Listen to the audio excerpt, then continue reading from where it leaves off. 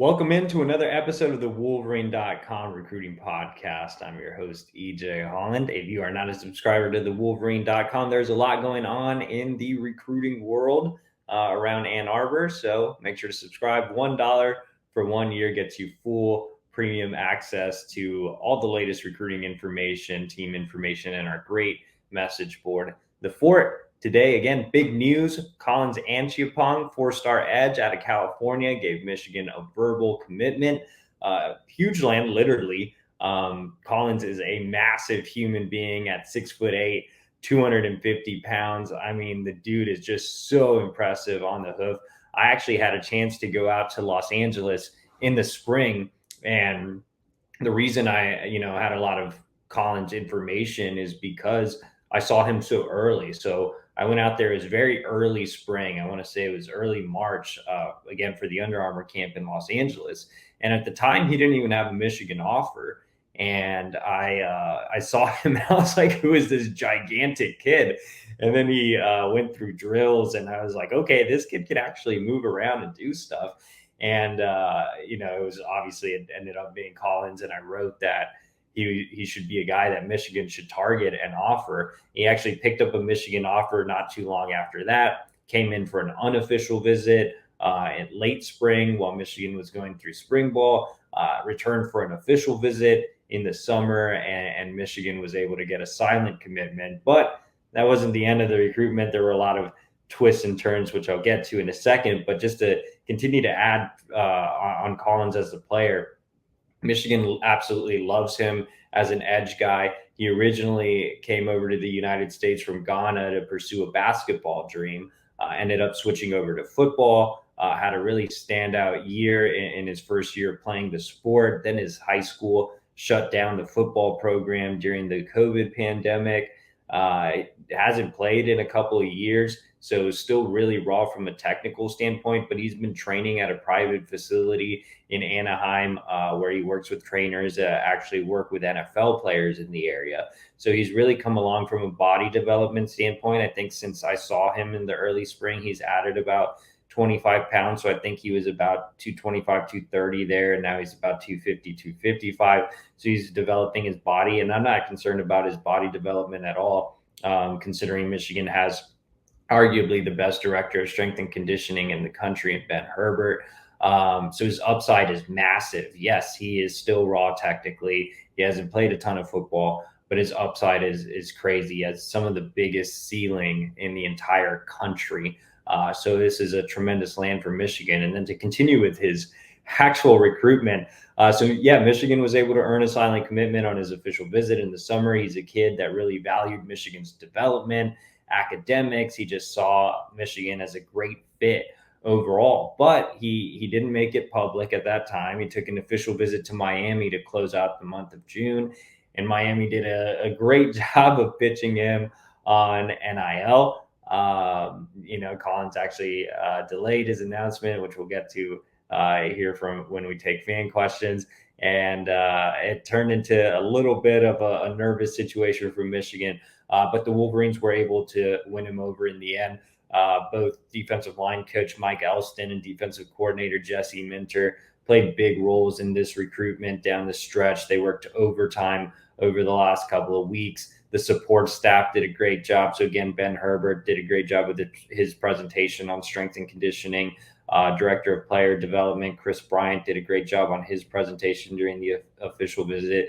And with NIL becoming a factor in this recruitment, personnel assistant Connor Stallions, who handles a lot of the financial aspects of the team in terms of financial education with NIL, did a great job on giving Collins some advice on the long-term play at Michigan. So this was truly a transformational win over the transactional things that are going on in college football right now. So I think Jim Harbaugh's message of transformational over transactional came through in this recruitment, and Michigan was able to land Collins. And there's a ton of excitement, not only because of the way the recruitment played out, but because they feel like they can develop this kid into the next kind of first round draft pick, like an Aiden Hutchinson or Kwity Paye or David Ojabo, who should have been a first-round draft pick. So great land on and off the field. Just my interactions with Collins have been great too.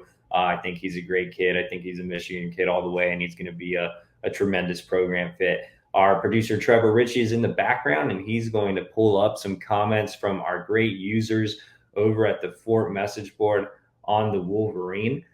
Let's go ahead and take our first comment from Owen S. And he says, let's go, with a bunch of M emojis, 6'8", 250, and playing elite competition next year. So like I mentioned, Collins hasn't played football for a couple of years. He played lower level competition at Fairmont Prep.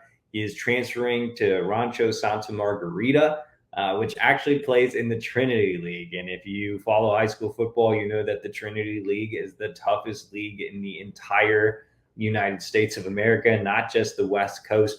It also features premier programs such as Mater Dei and St. John Bosco. So we'll really get to see Collins in action against some of the best competition nationally. I'm super excited to head out to the Los Angeles area this fall to see him live in action. I think he's one of the more fascinating recruits, and how Collins performs after not playing football for a couple of years against this level of competition, which is the absolute best at the high school level, will tell us a lot about where he is right now and what he can become in the future. So I know Collins is very excited to get the pads on. He was originally supposed to sit this year as well and continue to train at his facility. He just literally transferred a few weeks ago, so he's getting going with his team, and he's excited to get back on the field. So very happy for Collins, and Michigan fans should be excited to pull up some broadcast streams this fall and watch him in action against those powerhouses. And now we're going to go back to our producer, Trevor Ritchie, who's going to bring up our next comment from one of our great users at the Fort. And that is Sam L17, who says, huge close by the staff to delay the announcement. So yeah, that was a big part of this recruitment. So as I said, Acheampong originally delayed his commitment, which was set for early July. And since all the predictions were trending towards Michigan, those that weren't really closely following all the reporting thought it was bad news. Like, oh no, he's not going to commit to Michigan. He's going to commit to Miami. That wasn't the case at all. It was great that he delayed. Had Collins actually decided on that day, I do think that the pick likely would have been Miami due to their big NIL push. But I kind of made that point on Twitter. If you've been following our reporting, this is great news for Michigan. Michigan did a terrific job down the stretch during the last couple of weeks with Mike Elston and Jesse Minter, talking to him all the time. The support staff did a great job, from Herbert's strength and conditioning presentation to Connor Stallions, who's a personnel analyst who handles a lot of the financial education in terms of NIL and athletes on the team. He was involved in talking to Collins and kind of laying out the long-term benefits of going to a program like Michigan as opposed to Miami. So the staff did everything they could and attacked it from all angles and did a great job of not only getting him to delay, but as Sam L17 pointed out, closing with a win in this commitment. So Collins really embodies the transformational over transactional message that Jim Harbaugh has been spreading this offseason. This is a guy that had a legitimate NIL push from Miami and left it on the table to take on the transformational aspect that Michigan is offering. I think Collins understands that with Michigan's plan to try to get all players on the team paid, he'll have a quote unquote base salary plus the deals he'll be able to earn. And Valiant Management Group does a terrific job of getting deals for the players on the team. And so they were able to kind of show him what Valiant has done so far, what the plan is to get players on the team paid, just the global brand of the University of Michigan, how guys can benefit long-term, the support system, where they teach guys how to invest and do different things like that. I think all move the needle for Collins. And at the end of the day, I think his heart was with Michigan.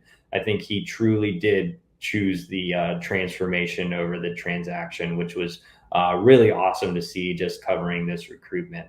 We'll go back to our producer, Trevor Ritchie, who is bringing up another comment, and this one comes from Kind of Blue. And he says he's got all of that upside and he's going to be at the best place in the country to develop it at his position. Yes, please.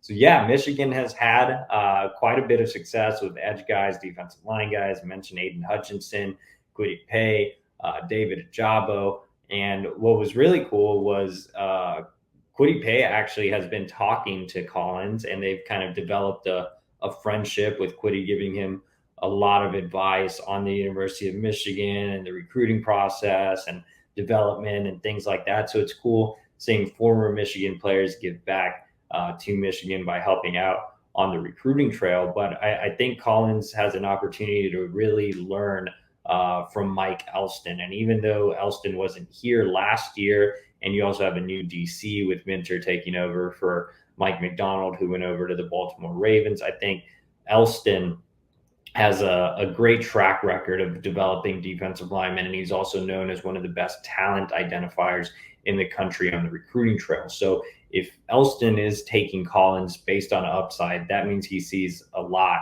in what Collins can become.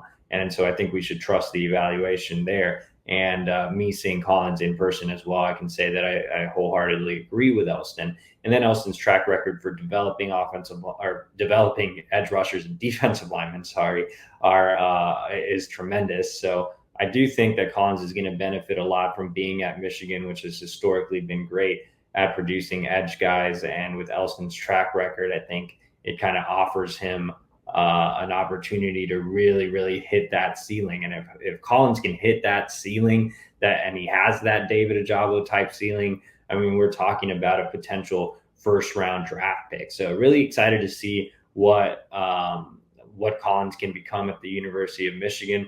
But overall, I think this is a great land on and off the field. And I think Collins himself, if obviously everything goes as planned and he signs with Michigan, Collins himself can be a recruiting tool for the University of Michigan, because he can tell potential recruits next year once he signs his letter of intent, or even while he's recruiting for this class, because he does plan on being a vocal leader.